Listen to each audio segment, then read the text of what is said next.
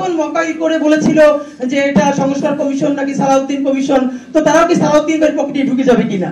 তা আমরা চাই এনসিপি সালাউদ্দিন ভাইয়ের পকেটেও না ঢুকুক, জামাত ইসলামের পকেটেও না ঢুকুক। এনসিপির প্রতি যেহেতু পাটোয়ারি ভাই আছেন, ওনার পলিটিক্যাল স্টেটমেন্ট আমি এনজয় করি, খুব রিয়েলি এনজয় করি, এবং আমি মনে করি প্রত্যেক দলের এরকম 2-4 জন ব্যক্তি দরকার। এনসিপি লাকি যে পাটোয়ারির মতো একটা ফিগার পাইছে। মানে আমার হইছে এমন জ্বালা যে আমি এনসিপি না কইলেও সব টকশোতে গিয়ে এনসিপির পক্ষে ঝগড়া করা লাগতেছে।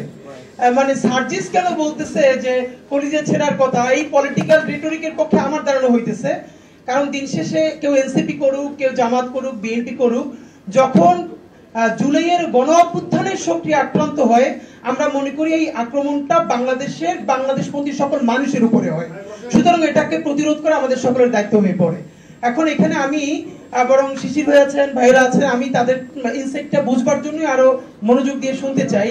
একটা ব্যাপার সেটা হচ্ছে, আপনারা ধরেন একটু আগে আমি আবার ঢুকে যে জাতীয় ঐক্যমত্য কমিশন প্রধান উপদেষ্টার কাছে আজকে যে চূড়ান্ত সুপারিশমালা দিয়েছেন, সেখানে যেটুকু সামারি জাস্ট বুঝলাম, বড় ভাইরা আরো ভালো বুঝবেন, যেখানে বলেছে যে জাতীয় নির্বাচনের দিন অথবা তার আগেই গণভোট সম্পন্ন করা যেতে পারে, এবং যে পার্লামেন্ট হবে সেটা প্যারালালি কনস্টিটিউয়েন্ট অ্যাসেম্বলিও হবে এবং সরকারও রান করবে, তবে সেটার সময় বেঁধে দিয়েছে 270 দিন।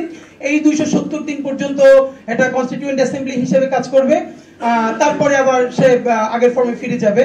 এখন আমার একটা প্রশ্ন, সেটা হলো, যেটা আমি বলতে আমার মতো অবুঝ নাদান বান্দা যারা কোটি কোটি এই বাংলাদেশে আছে, যারা আইনজ্ঞ না, তাদের হয়ে আমি প্রশ্নটা জাস্ট বোঝার চেষ্টা করতেছি যে ধরেন নোট অফ ডিসেন্ট বিএনপি দিয়েছে, জামাত ইসলামীও দিয়েছে, হয়তো কিছু জায়গায় এনসিপি দিয়েছে, তো খুব মেজর কয়েকটা যদি আমরা ডেভেলপমেন্ট বলি, সেটা হলো উচ্চকক্ষে বিয়ার, এই ব্যাপারে তো বিএনপির নোট অফ ডিসেন্ট আছে।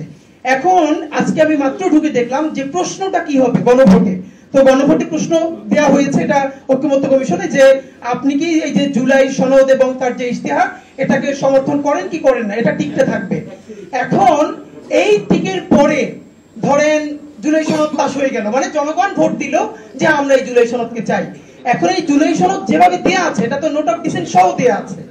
এখন বিএনপি যে তার নোট অফ ডিসেন্টটা দিয়ে রেখেছে, এবং ধরে নেই আমরা বিএনপি পার্লামেন্ট সরকার ফর্ম করলো, তো বিএনপি এসে যদি বলে যে আমরা আপার হাউসে পিআর করতে পারবো না, এটা তো বলেই দিয়েছি এবং সেটা জুলাই সনদের মধ্যে দেয়াও আছে, তো এইটা জেনেই তো মানুষ এটার পক্ষে ভোট দিয়েছে। তো তোমরা আমাকে প্রেসার দিচ্ছ কেন? আমি তো পারতেছি না। এখন যদি সেটা না হয়, তাহলে আপনার যতগুলো ব্যাপার আছে প্রত্যেকটার ব্যাপারে আপনি একটা একটা করে টিক নিবেন কিনা। যেমন জনগণ উচ্চকক্ষে পিআর চায় কি চায় না, টিক দেন। তাহলে এরকম করতে হলে তো আপনার 50টার বেশি টিক লাগবে। তার থেকেও বড় ব্যাপার হলো পিএইচডি যারা একমাত্র মনে হয় আইনের উপরে করে নাই আর পলিটিক্যাল সায়েন্সে করে নাই, বাকি সবারই তো আবার বিদেশে ট্রেনিং পাঠানো লাগবে খালি এই গুলো পড়বার জন্য যে এখানে আসলে বসছে কি। এখন রিকশালাও তো ভোটার। এখন ব্যাপার হলো, আপনি যদি শুধু একটা টিক দেন যে জুলাই সনদ মানি, তাহলে এই জুলাই সনদ মানা আর না মানা দুই ধরনের ইস্যু যেটার মধ্যে আছে। এক, আর যদি প্রত্যেকটা বিষয়ের উপরে টিক দিতে চান, সেটা কোনো প্র্যাকটিক্যাল ব্যাপার না। তো আমাদের যেটা অত্যন্ত জরুরি, সেটা হলো পলিটিক্যাল পার্টিগুলো আবারও বসে তাদের নোট অফ ডিসেন্ট গুলো কতটুকু কমাই আনা যায়। কারণ এই পরিমাণ নোট অফ ডিসেন্ট রেখে, এবং আমি বলতে চাই ধরেন বাংলাদেশে তো আরো গণভোট হয়েছে, এবং খুব গুরুত্বপূর্ণ যদি গণভোটের জায়গায় শহীদ প্রেসিডেন্ট জিয়াউর রহমানের সময় হয়েছে, আমার জানা মতে এইরকম সিগনিফিকেন্ট নোট অফ ডিসেন্ট সহ পৃথিবীর কোথাও গণভোট দেওয়া হয়েছে কিনা হিস্ট্রিটা আমার জানা নাই। হ্যাঁ, একটু এই যে একটু এটা কি যাবে না, তুলে দিচ্ছে। আচ্ছা, শিশির ভাই মাত্র আসলো, তাহলে আমরা এটার ডিটেইলস শুনবো, যদি এটা ফাইন। কিন্তু ব্যাপার হলো এই হ্যাঁ, আমাদের যেটা একদম স্পষ্ট ছিল, জুলাই সনদ বাস্তবায়নের মধ্য দিয়ে আমরা যে নতুন নির্বাচনটা চাই সেটা, তবে এটাও করা। এখন এনসিপি কি পলিটিক্সটা করতে চাই এটা তো আমিও ক্লিয়ার না, আপনারা কেউ ক্লিয়ার না, যে যার পলিটিক্সটা ভালো অর্থে করবে। কিন্তু এইটাকে সামনে রেখেও নির্বাচন যদি পিছিয়ে যায়, যে প্রচুর কাজ করে তারপর নির্বাচনটা করতে হবে, তাহলে সেটা আমাদের দেশের জন্য ভালো হবে না। তা আমাদের জন্য, এবং আমি ফাঁকে বলি যে শহীদ পরিবারকে তো আমরা সবাই যে যার কাজে ব্যবহার করি। আজকে এখানে আমরা সবাই বসে আছি, সামনে অনেক শহীদ পরিবার আছেন, তাই সামনে শহীদ পরিবার যাদের কাপড় চোপড় দেখলে আপনি বুঝতে পারবেন যে আসলে তাদের জীবনে তো কোনো পরিবর্তন আসে নাই, এটা তো বোঝা যায়। তো তাদের জায়গা থেকে এম্পাওয়ার্ড হয়ে আমরা যে যার কাছ থেকে পলিটিক্সটা করি, কিন্তু একদম বেশি নেমো খারাপ না হই। সবাই তো কম বেশি নেমো খারাপ, আমরা বড় অর্থে নেমো খারাপ না হই। এনসিপির প্রতি যেহেতু পাটোয়ারি ভাই আছেন, ওনার পলিটিক্যাল স্টেটমেন্ট আমি এনজয় করি, খুব রিয়েলি এনজয় করি, এবং আমি মনে করি প্রত্যেক দলের এরকম 2-4 জন ব্যক্তি দরকার। এনসিপি লাকি যে পাটোয়ারির মতো একটা ফিগার পাইছে। তো আমি যেটা খুব এবার ভালো করে এটা বলতে চাই, দেখেন সামনে ইলেকশনে এটা আমি এনসিপি পলিটিক্স করি না, কোনোদিন করবো কিনা সেটাও জানি না, কিন্তু বাংলাদেশের নাগরিক হিসেবে জুলাইয়ের একটা ছোট শরিক হিসেবে আমার ভীষণ চাওয়া যে এনসিপি এই জায়গাটা মানে আগামী 5 বছরের ইলেকশনটা শুধু চিন্তা না করুক, এনসিপি আগামী 50 বছরের পলিটিক্সটা বাংলাদেশে করুক।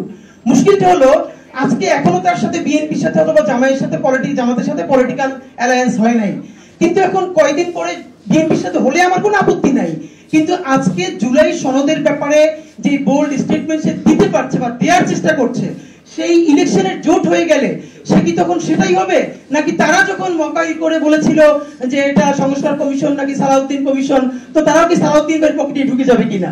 তা আমরা চাই এনসিপি সালাউদ্দিন ভাইয়ের পকেটেও না ঢুকুক, জামাত ইসলামের পকেটেও না ঢুকুক।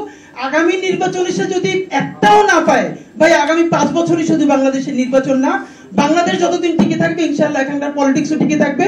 আমরা বরং চাই এই দুই বাইনারির মাঝখানে এনসিপির মতো আরো অনেক ফোর্স যারা নতুন একটা স্বপ্ন দেখাতে পারবে, এবং আমরা শত সমালোচনা করার পরও সেই ফোর্সটা জারি থাকা জরুরি।